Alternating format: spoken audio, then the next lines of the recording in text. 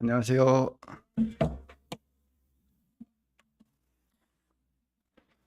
사람 굉장히 많이 오셨네요. 화면이 안 나오는데.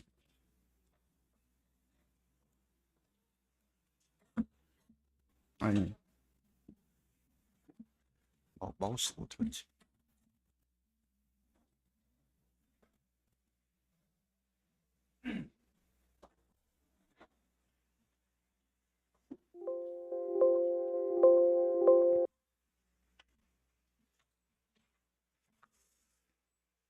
지난번에 이제 인체 신비 해가지고 세포랑 뇌에 대해서 얘기를 하고 내려가기 전에 이제 이걸 계속 할지 말지 고민 중이다. 피드백을 좀 해주셨으면 좋겠다. 라고 말씀을 드리고 내려갔었는데요. 음, 별 피드백을 안 해주셨어요. 그래가지고 그냥 준비를 그대로 했는데,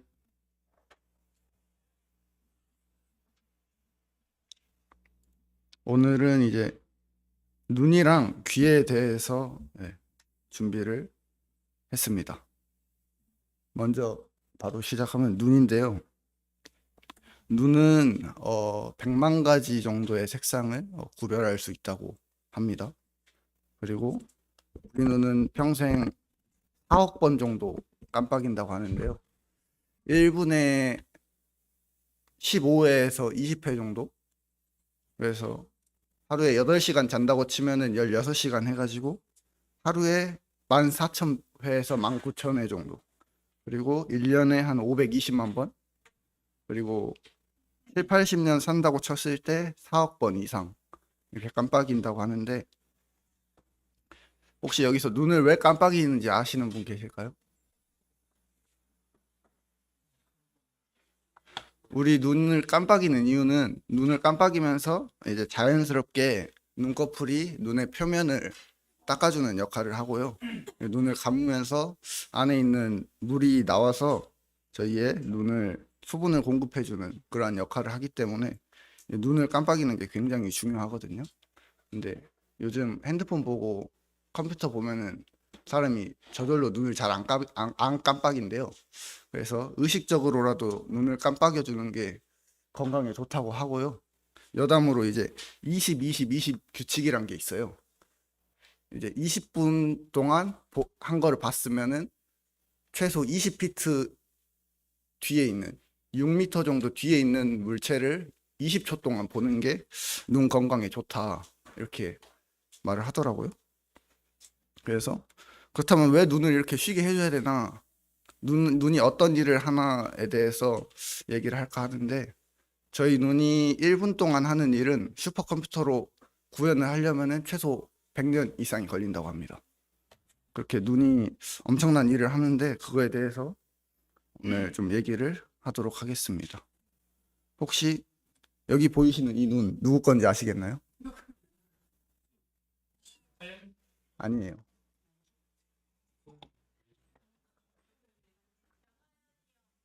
네, 맞습니다. 아연자매인데요.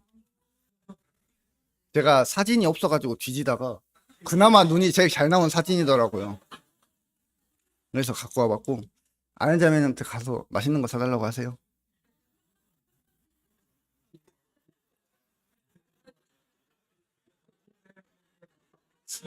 맞춰줬잖아요.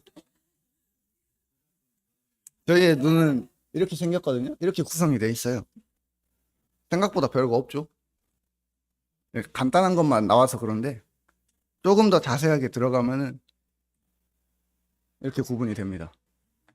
이렇게 더 들어갈 수 있는데 이렇게 막 여기까지가 딱 이제 적당한 것 같고, 이게 구분이 된 이유가 이름이 다 붙여져 있잖아요. 이게 다 각자의 역할이 있고 기능이 있을 때 이제 구분을 하고 이름을 붙이거든요. 눈을 이렇게 사람들이 나눠 놨습니다. 그렇다면은 이렇게 생긴 눈을 통해서 우리가 어떻게 보는지 요즘 정보화 시대여가지고 좋은 자료가 많더라고요. 그래가지고 영상을 하나 갖고 왔는데 이거를 보시고 그 다음에 계속 얘기하도록 하겠습니다. 우리 인체의 장기 중 유일하게 몸 밖에 자리 잡은 눈. 그렇다면 우리의 눈은 어떻게 세상을 보게 되는 걸까? 눈은 주위 환경에 대한 정보를 뇌에 전달하는 정보기관이다. 우리가 사물을 본다는 것은 눈으로 보고 뇌로 인식한다는 뜻이다. 우리 눈이 빛이나 사물의 모습을 받아들여 후두엽에 시각령에 전달하면 뇌에서 비로소 시각을 인식하게 된다. 직경 24mm, 용적 5.5cc. 머리뼈의 눈구멍 속에 자리 잡은 눈은 빛을 모아주는 각막, 빛의 양을 조절하는 홍채, 빛을 굴절시켜주는 수정체, 상이 맺히는 망막으로 이루어져 있다. 망막은 시세포가 느끼는 신경자극을 뇌로 전달하는 중요한 역할을 담당하는데, 여기서 가장 중요한 발견은 바로 본다는 것이 눈 자체에서가 아니라 시신경을 통해 뇌로 본다는 것이다. 네, 어떻게 대충 우리 인체의 이해하셨나요? 장기 중 유일하게 이렇게 우리 인체 마지막에 나온 것처럼 가장 중요한 발견이 이제 눈 자체에서 보는 게 아니고 뇌를 통해서 인식을 하는 거다라고 했는데, 그렇다면 뇌를 통해 어떻게 인식하는지 간단하게 설명해 드리도록 하겠습니다. 저희 눈에 이제 상이 맺히는 곳이 망막인데요. 이게 망막의 구조가 이렇게 나와 있어요. 이게 망막에는 시각세포랑 시각신경이 이렇게 연결이 되어 있는데, 시각세포에는 막대세포와 원뿔세포 이렇게 두 가지로 종류가 나눠져 있고 서로 하는 역할이 달라요. 막대세포는 어두운 곳에서 이제 시각에 관여를 해주고, 원뿔세포는 밝은 환경에서 그리고 색감을 느낄 때 이렇게 서로 일을 하는 것이 다릅니다. 여기서 좀 더 자세히 볼 건 이제 막대세포인데요. 막대세포는 이렇게 생겼어요. 저번 시간에 말씀드린 세포 형태랑 거의 똑같이 생겼거든요. 그냥 세포체가 있고 축삭이 있고 축삭 종말이 있고 뭐 핵이 있고 세포의 기본적인 형태를 다 가지고 있는데, 이 특이점이 뒤에 편평판이라고 로놉신으로 구성되어 있는 성분이 하나 있어요. 이 로놉신이라는 성분이 빛을 만나면은 분해가 되거든요. 빛을 받아들이면 뭐 옵신이랑 레티넨이라는 성분으로 분해가 된다고 하는데, 이게 무슨 성분인지 모르겠는데 분해를 하면서 얘가 에너지를 발생을 시켜요. 그 에너지가 이제 뒤에 있는 시신경을 자극을 해서 그 자극이 뇌로 들어가서 그 뇌에서 그 자극을 받아들였을 때 비로소 저희가 본다라고 할 수 있거든요. 그리고 분해됐던 옵신이랑 레티넨은 다시 어두운 곳으로 갔을 때 주변 에너지를 빨아들여서 서로 합성을 해서 다시 로놉신으로 돌아갑니다. 그렇게 해서 계속 반복되는 메커니즘을 가지고 저희가 보고 있다라고 할 수 있습니다. 아까 간단하게 봤던 망막을 조금 다시 보려고 하는데요. 망막이 이렇게 생겼어요. 이게 그림이 망막이거든요. 저희 사람 눈에 망막이 두께가 얼마나 되는지 아시는 분 계실까요?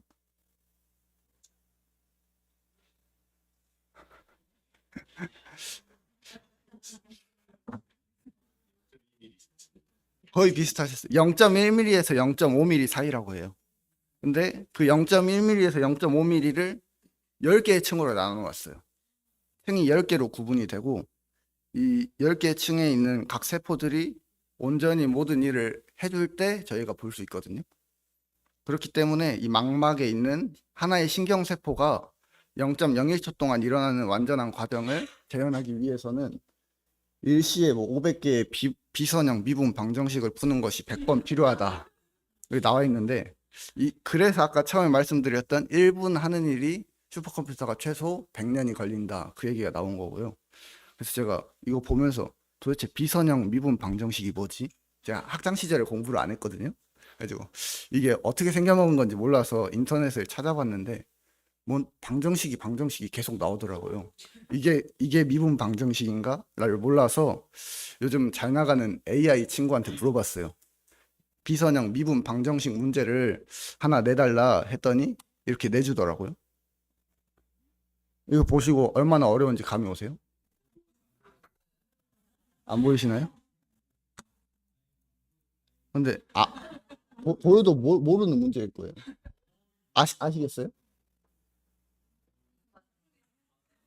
저도 이거 보고 이게 어려운 건가 싶더라고요. 풀지를 못하니까. 그래가지고 AI 친구한테 그거 다시 풀어줘 했더니 이렇게 풀어주더라고요. 이게 한 문제 풀려고 이렇게 쓰는데 동시에 500개를 풀면서 그거를 100번 했을 때 저희 망막에 있는 세포 하나가 0.01초 일하는 그 양이라고 해요. 말도 안 되죠. 그렇다면 이렇게 엄청난 일을 하고 있는 망막, 눈이 저절로 생겨났을까요? 아니면은 뭐 사람이 만들었을까? 사람이 만든 것 중에 눈이랑 가장 비슷한 게 카메라가 있죠. 요즘 카메라 엄청 잘 나오잖아요. 그래서 카메라가 눈을 거의 다 따라잡은 거 아닐까, 눈을 대체할 수 있는 거 아닐까라고 생각을 저도 했어요. 그래서 아까 그 똑똑한 AI 친구한테 물어봤어요.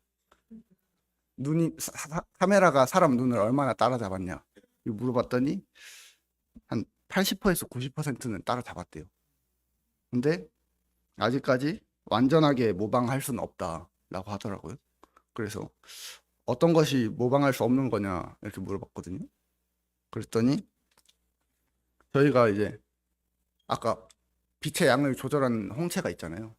저희가 밝은 곳에 갔을 때 누구신데 빛의 양을 좀 조절해야겠다, 홍채를 좀 줄일까 해서 줄이는 거 아니잖아요. 혹시 여기서 자기가 조절할 수 있다 아무도 없죠. 있으면 그 사람은 사람이 아니죠. 그것도 있고 저희는 그냥 자연스럽게 밝은 데 가면은 애는 줄어들고 어두운 데 가면은 커지고 이런 게 자연스럽게 되는데 카메라는 아직 그런 게 안 되고요. 또 하나로는 저희가 눈이 두 개가 있잖아요. 오른쪽이랑 왼쪽이 보는 시선이 달라요.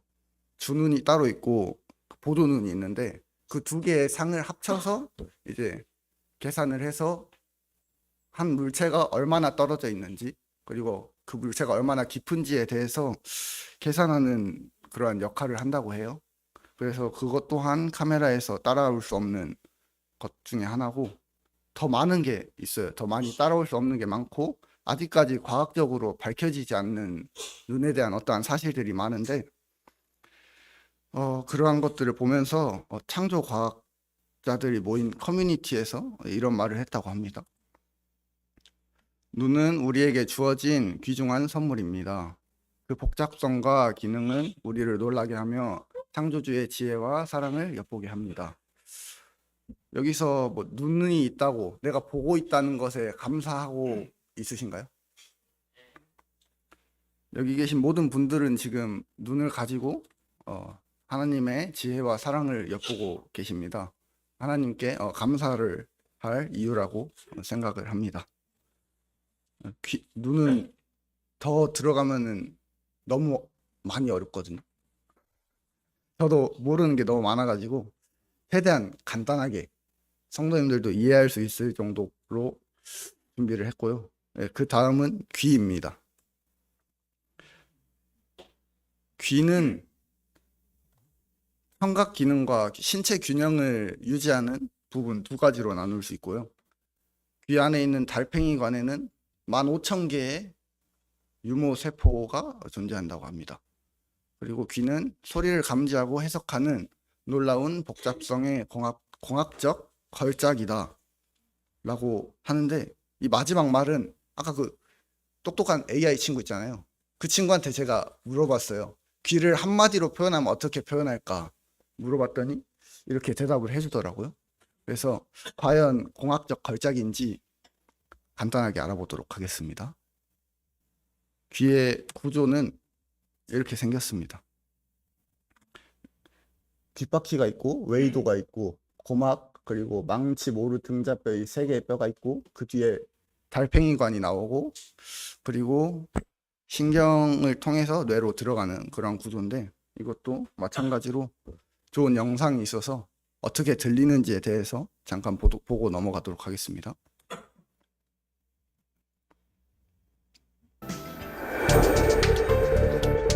우리 얼굴의 좌우 측면에 위치한 귀는 구조적으로 외이, 중이, 내이로 구분됩니다. 외이는 귓바퀴와 외이도를 포함하는데 소리를 고막까지 전달하는 곳입니다.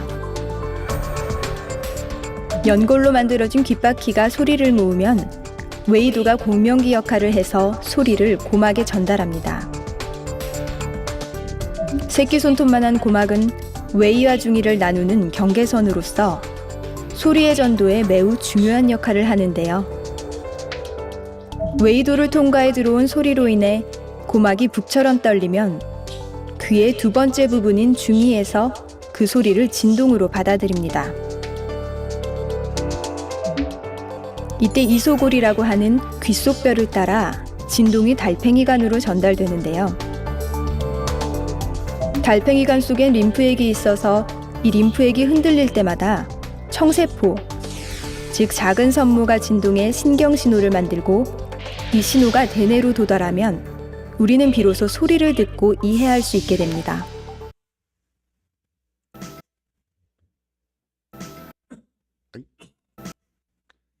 아시겠나요? 여기서 주목하게 볼 거는 아까 이소골이라고 했던 뼈 3개에 대해서 조금 주목해서 보고 싶은데요. 고막으로 시작해서 이제 망치뼈, 모루뼈, 그리고 등자뼈라고 하는 이 3개의 뼈가 이렇게 붙어 있어요. 다들 모양에 따라서 이름이 지어졌거든요. 이 친구는 망치 닮아서 망치뼈고, 이 친구는 그 대장장이의 모루, 그거를 닮았다고 해서 모루뼈고, 이거는 그 말 안장에 발 거는 부분 있잖아요. 그 부분을 닮았다고 해서 등자뼈라고 이름이 붙여졌습니다. 이 친구들의 실제 크기는 이만해요. 망치뼈가 8에서 9mm 정도, 모루뼈가 7에서 8mm, 그리고 등자뼈가 3에서 4mm 정도의 사이즈가 나오고, 여기서 이 등자뼈가 저희 몸에 있는 가장 작은 뼈입니다. 그러한 뼈, 이 세 뼈가 고막에서 진동을 받아서 서로 이렇게 맞물려서 움직이면서 그 진동을 20배에서 30배 이상으로 증폭을 시켜주는 역할을 한다고 해요. 그렇게 하는 친구들이고요. 그 진동이 그 다음으로 달팽이관으로 들어갑니다.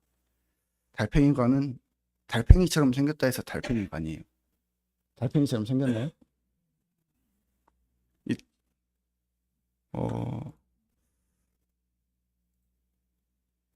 이 친구들은 이제 청각보다는 신체 균형 부분을 담당하는 친구들이고, 진동이 여기로 들어가거든요.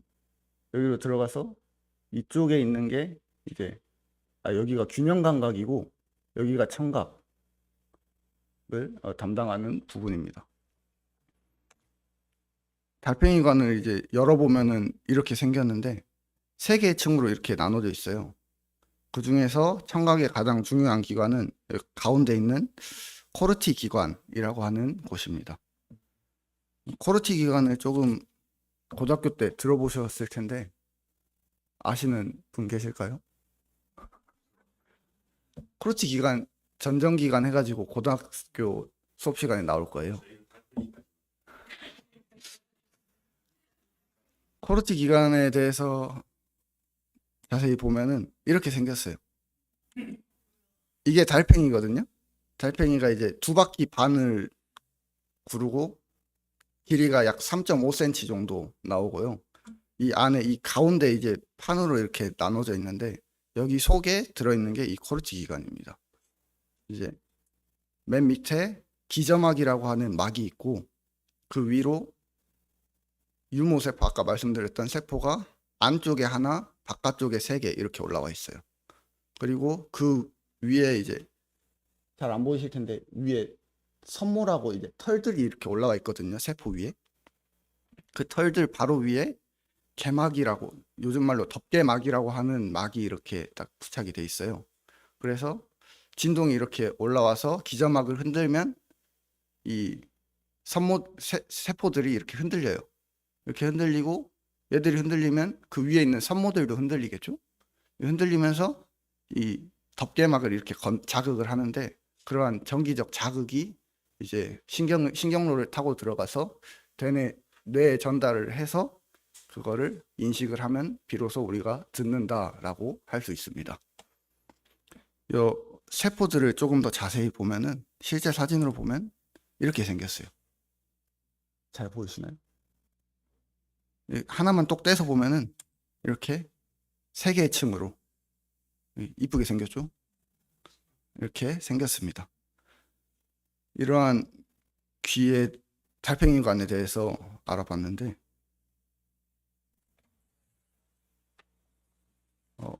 그렇다면 이제 달팽이관이 어떻게 소리를 인식하는지 이거는 조금 복잡한데 이 달팽이관이 이렇게 생겼잖아요. 파동의 특성을 이해하시면 되는데 고음은 이제 액체 속에서 많이 이동을 못 해요. 이 달팽이관이 림프액이라고 하는 액체로 가득 차 있는데 파동의 특성상 고음은 주파수가 높기 때문에 진동이 많아가지고 물체를 통과하거나 물속을 통과할 때 마찰이 많이 일어나고 에너지를 손실하는 게 커가지고 많이 못 간대요. 그래서 고음이라고 치면은 이렇게 들어가다가 에너지를 소실해서 여기서 멈춰요.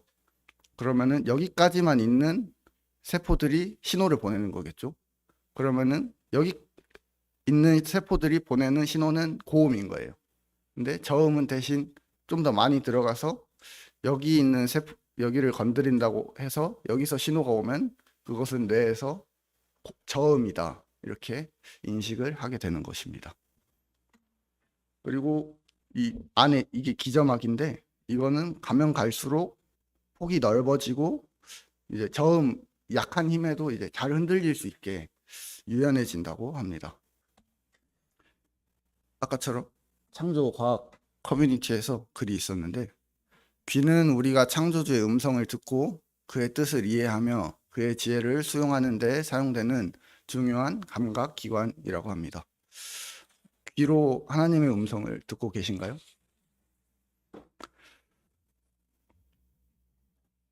이렇게 해서 귀에 대해서 알아봤는데 혹시 귀가 이제 공학적 걸작이다 뭐 증명이 됐을까요? 사실 많이 부족하긴 한데 저는 이제 자료를 많이 보다 보니까 이해를 했거든요. 아, 이래서 공학적 걸작이라고 했구나라고 했는데 그 수준까지 넘어가려면 제가 설명할 그 깜냥이 안 되더라고요. 그래서 여기까지만 했는데 말씀 한 구절 같이 읽도록 하겠습니다. 잠언 20장 12절 말씀인데요. 같이 읽었으면 좋겠습니다. 시작. 듣는 귀와 보는 눈은 다 여호와께서 지으신 것이니라. 저는 이 말씀을 준비를 하면서 도대체 하나님이 사람을 왜 이렇게 섬세하고 엄청나게 만들어 놓으셨을까라는 생각을 하게 됐거든요. 예전에 소그룹 교제할 때 어떤 형제님이 교제하셨던 게 사람을 너무 잘 만들어 놓으셔가지고 하나님이 없어도 되는 것처럼 사는 게 아닌가 이런 말씀을 하셨던 게 기억이 나는데 도대체 왜 이렇게 잘 만들어 놓으셨을까 생각을 했을 때 가장 먼저 들었던 생각이 결국 이제 하나님의 능력과 섬세하신 어떠하심 그런 것들이 드러나는 부분이다 이런 것들을 생각할 수 있었고 또 하나는 이렇게 잘 만들었지만 올바르게 사용되어져야지만 그 만든 사람의 어떠한 영광이 될 수 있고 그런 게 될 수 있잖아요. 제가 뭐 차를 그럴싸하게 하나 만들었는데 그 차가 굴러가지 않거나 수송할 그러한 능력이 없다면 그게 뭐 저의 영광이 되거나 뭐 저의 어떠함이 되는 건 아니잖아요. 그것처럼 사람도 이제 겉모습은 이렇게 잘 만들어 놨는데 창조의 목적을 잃어버린다면 그건 의미가 없는 것이다 라는 생각을 하게 되었고 하나님의 창조의 목적을 잊지 않고 살아가야겠다 라는 생각을 하게 되었습니다. 교회도 저번 주에 정체성에 대해서 배웠잖아요. 교회의 목적, 교회의 존재 목적이 무엇일지 생각을 해보고 그 목적을 이루는 빛고울 성문교회가 됐으면 좋겠다라는 생각도 하게 되었습니다. 제가 준비한 건 여기까지고요. 혹시 들으시다가 이상한 게 있다거나 정보에 문제가 있었다라고 생각이 드시는 분들은 가감 없이 저에게 와서 피드백 해주시면 감사하겠습니다. 그러면 기도하고 마치겠습니다.